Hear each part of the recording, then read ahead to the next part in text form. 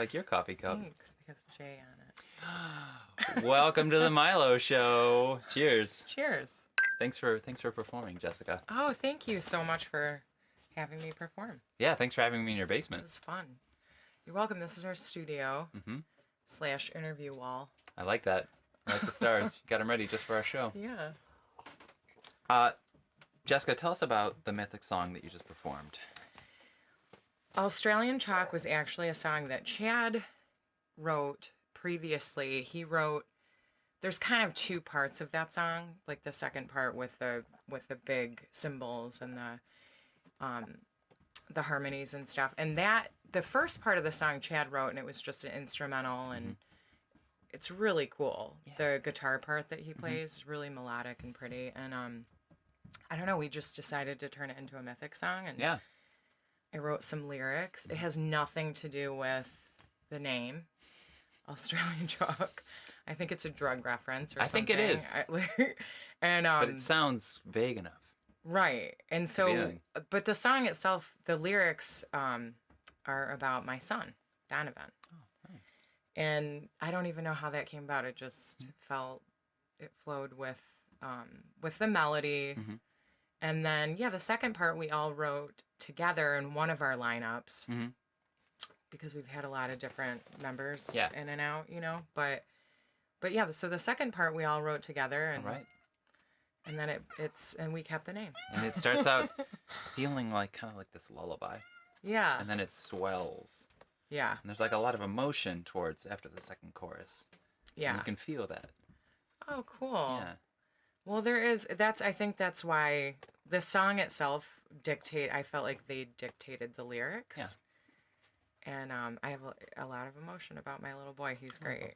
Yeah. So that's Australian Chalk. Australian Chalk might be the title of the album. You got, well, whether it is or not, you guys have an album that you're getting ready. Yes. And I like the idea of that being the album title. Could be a Vegemite reference. It could be It could be anything. Yeah. Australian Chalk. But when do you want to put it out? I don't even know why we didn't change it after we wrote. Keep it. It's on tape now. It was just so weird. The whole thing, it was so weird. I didn't even know what it was about, and then it just stuck. Got a nice ring to it. Yeah. You're gonna put it out on New Fortune Records, I've heard, eventually. Do you have a plan? Well, we were just talking about that upstairs. I think in May we want to do an opening outside. Okay.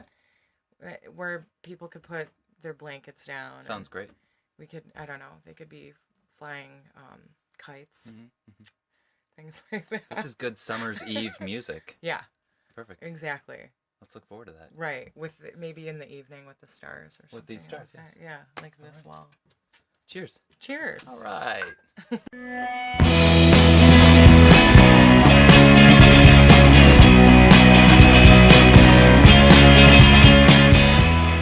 All right, Stef Chura, thanks for being here. Hi. On the Milo Show. You're going to play some songs in the basement. Can you tell me about the song you chose to play today, Messes? Messes is a title track from the record that we have coming out soon. Don't know how soon. And I chose it because it's kind of weird. That's the totally reason I chose it. Is it kind of weird, or is it medium weird, or is it certifiably weird? I mean, what's weird about it? It is... Or what do you like about it? It's kind of like one of the more metal songs on the album, if I was going to describe it. But I just don't know. I just thought it was a lot different than Slow Motion. So I picked that one. Fantastic. Yeah. Slow Motion we can still talk about, because that's a single out there. And you have a video out. Yes. In a bathroom. Yup. How was that like to shoot that? In the bathroom? It was fun. It was we, I think it's a small bathroom. We'd fit like 10 people in there or something. Right. And a bear. And a teddy bear that's like life size. It was fun. We didn't have like a speaker to play the song on. So we just everyone was just singing a cappella Fetty Wap's Trap Queen. So with silly string, a lot of silly string. Yeah. I thought it was cool. We didn't plan on buying silly string. We just bought it that day. That's kind of a why not scenario, right? You're in the store with the silly string on it. Yeah, it's a dollar store. Like, why wouldn't you just buy a ton Why of not? silly string? Right. Yeah. Bathroom. Does that tie into the vibe, or not the vibe, but the album's called Messes. Is that why you would shoot in a bathroom, because it's a messy place? That sounds really gross, actually. Isn't it? Yeah. That's where my mind went. Yeah. No, I wasn't thinking about that at all. Okay, I good. was with my friend Molly, who made the video, Molly Awesome. Soda, and we were just at a show, and we were like, "Hey, let's have a party in the bathroom," because the bathroom is so beautiful. Actually, That's what I hear, and now I've seen proof. You've seen some proof of what it looks like in there, because you've never been in the girls' bathroom of the. As I shouldn't be, right? You're not allowed in there. No. Yeah, view into another world. I think a lot of boys have gone in there, though. I'm just saying. But we're gonna play Messes, and I'm looking forward to it. If you say metal, I'm expecting. It's like a metal song. Like Enter Sandman riffs. No. We'll see. All right. Well, thanks for being here, Stef. Okay. Let's play a song. And now, here to perform live on the Milo Show is Stef.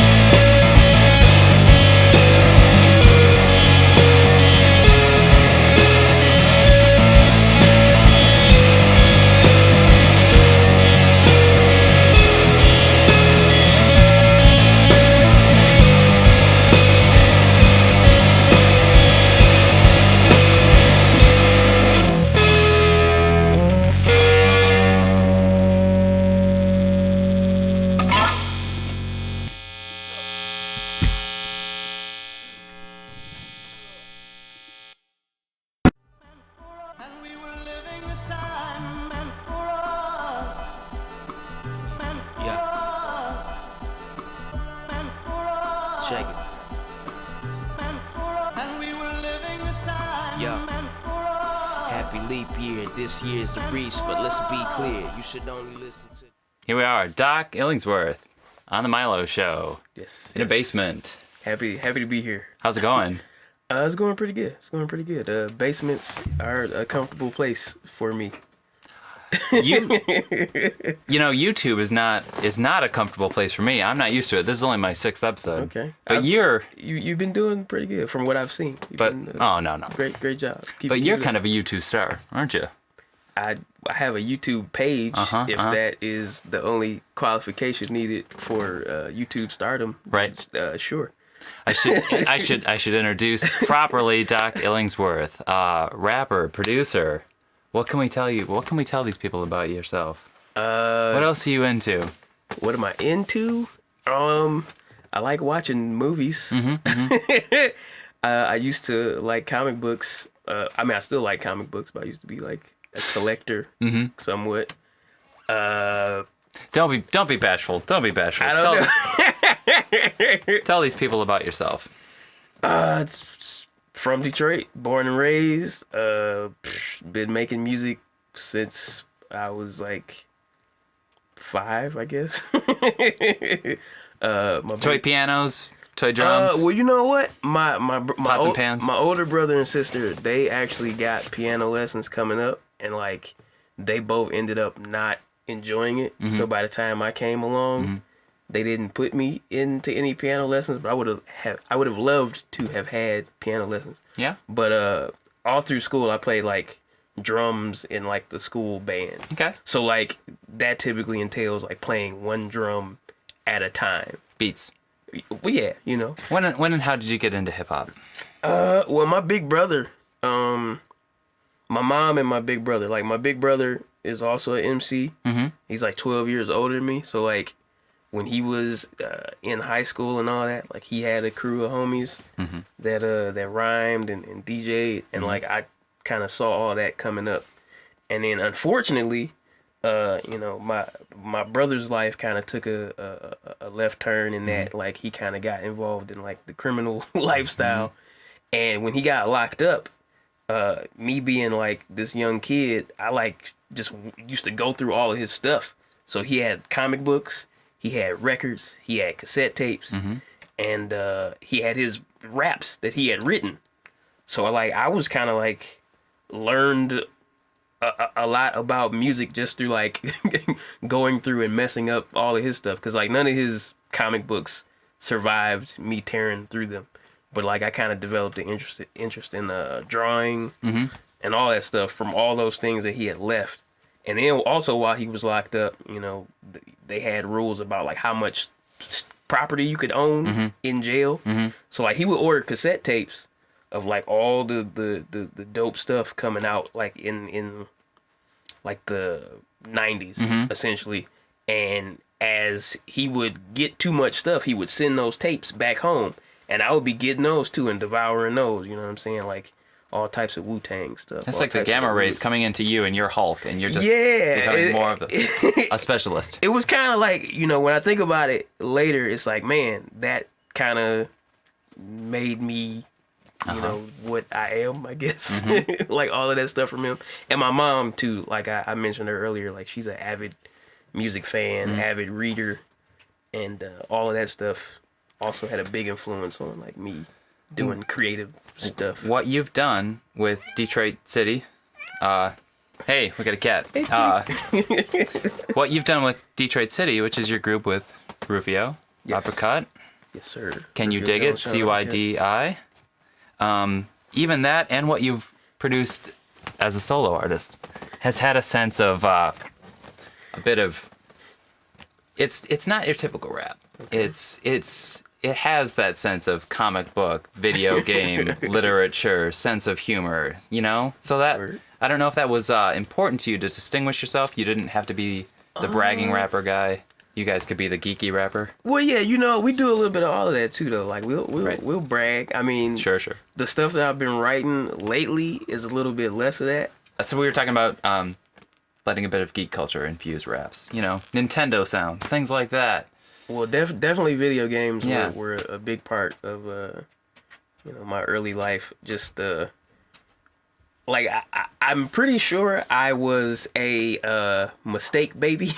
Oh, me too. No. Sorry, Mom. I'm pretty sure I was. So like it was kind of weird as far as like the generational gap between myself and my parents. Yeah. So I spent a lot of time like just doing stuff on my own. So like playing a lot of video games and you know what I'm saying, reading comic books and all that stuff. Right. But I met Rufio Jones and Sean Uppercut and Strife at Renaissance High School.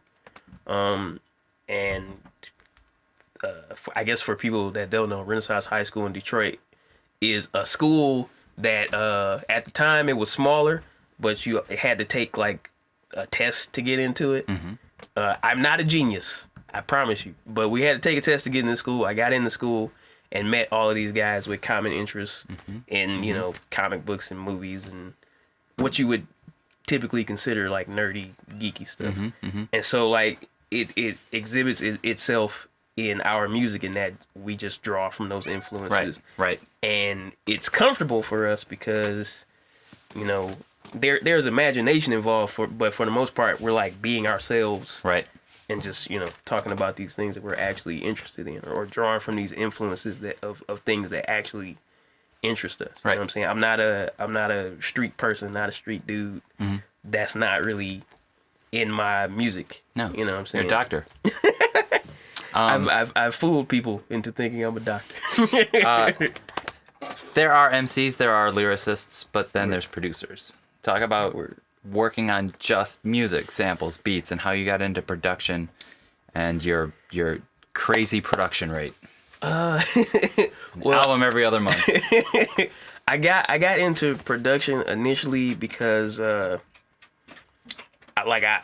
started off rhyming, you know what I'm saying, writing rhymes. I wrote my first rhyme when I was like 5, and it was about the Ninja Turtles because I loved the Ninja Turtles at the time, and that's what I felt I needed to write about. But as I got older, my interest in production developed from just like needing beats to rap on.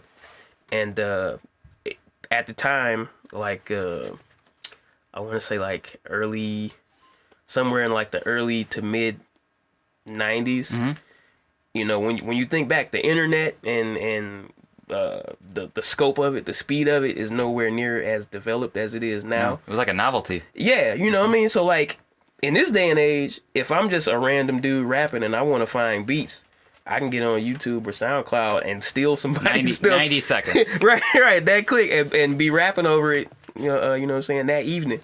But like back in those days, it's like, you know, if you didn't know anybody in your neighborhood who had equipment or some kind of instruments or some way to record it, it was kind of a done deal. And so like for me, like I did like the thing with like pause tapes for a little while. Right. My mom had this karaoke machine, so like I would like use that to rap over stuff sometimes. It had like this feature where it somehow like filtered out some of the vocals from stuff, and then you could kind of just, you know, do your thing over that. And then it just developed. Like in high school, me and some homies, we used to go. Like I tell people this story a lot because it's still funny to me. But like we used to go to Guitar Center and with floppy disks, make MIDI sequences on the Korg Tritons, save them on the floppies, and leave. Crafty. Yeah. You've evolved since then. I'd like to hope. I don't go and make free beats at my local music store anymore. I think you just created a work of art with a record called "Worth the Wait." Can you tell me about that? Worth the Wait. It's sort of like, in a way, it's kind of like a best of in a way. This is for Fat Beats. Yeah, this is label for Fat Beats or technically for Street Corner Music, which is distributed through Fat Beats. Right. But really, it's just you know, stuff from my catalog. Like I'm always making beats, and I had a ton of stuff to send him, and that's just really how it came about. He just put together what he was feeling. We actually are kind of putting together the next one. Yeah. The difference with the next album is that it's more collaborative as far as the sequencing and the selections. Okay. And the way I want to do it is that it'll be performed straight through like a set. Like it'll still, you know, have tracks, but like instead of me making a track and rendering it and then there it is, I'll have all the pieces and I'll just like play it using you know, my different MIDI instruments like I do in my live sets. So I'm looking forward to that. Yeah. We're still kind of like picking what's gonna go on Right. it, but I'm very excited. I mean, Worth the Wait can come out, but you're not gonna rest on your laurels. You're just gonna keep no, working. not at all. Just got songs forever. Nah, yeah, I'm always making something. It's got to be fun for you. What's yeah. so fulfilling about it? Well, just creating. I mean, sometimes it's not fun because it can become somewhat of a habit, and it can start to feel like work. But you know, it's important to remind yourself to like stay in the moment and stay present. Yeah. Because I think for me, when it starts to feel like work, I'm thinking too much about what I've made, and I'm also thinking too much about like how I might think people might receive it, which is never good for like making art. But it definitely is a fun thing, and it's always something that's helped me process you know, different emotions that may be like, you know, too hard to speak about at the time, whether it be like conflicts with other people, whether it be death,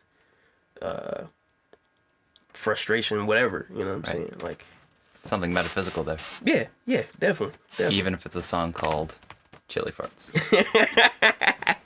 Exactly. Doc Illingsworth, I think you're a genius. Oh man, Thanks for coming on. You have an album out, Worth the Wait, but you Yes, already have Worth the Wait. You already have more songs up on Bandcamp. Yes, Dude just came out last month. Got the EPs coming. I'm hoping to do some more collaborations. All right. And release some more stuff myself with other artists. All right. But you'll see when it appears, I guess. Thanks for being on my show, man. Thank you for having me. Cheers. This has been super cool. Only exception, I don't rep the old phase. The best of both ways. My message is so festive, Olay. Don't vote for Donald Trump in this election, okay? I'm here with the Sugarcoats, live on the Milo Show. What song are you guys gonna play? What's it called? It is untitled as of now. We just wrote it. Well, what can you tell us about it? It's about cartoons. That's beautiful. Sugarcoats, Milo Show. Go ahead, guys.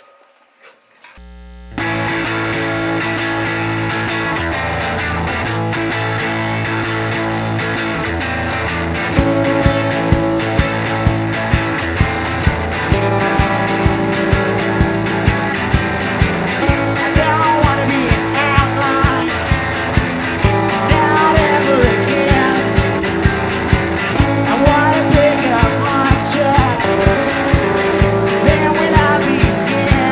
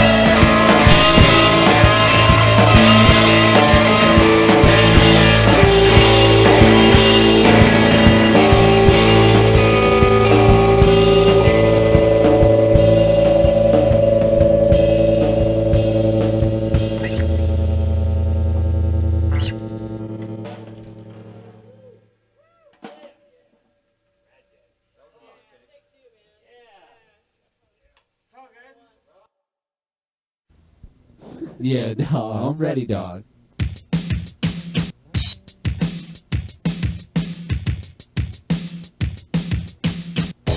Almost quit town.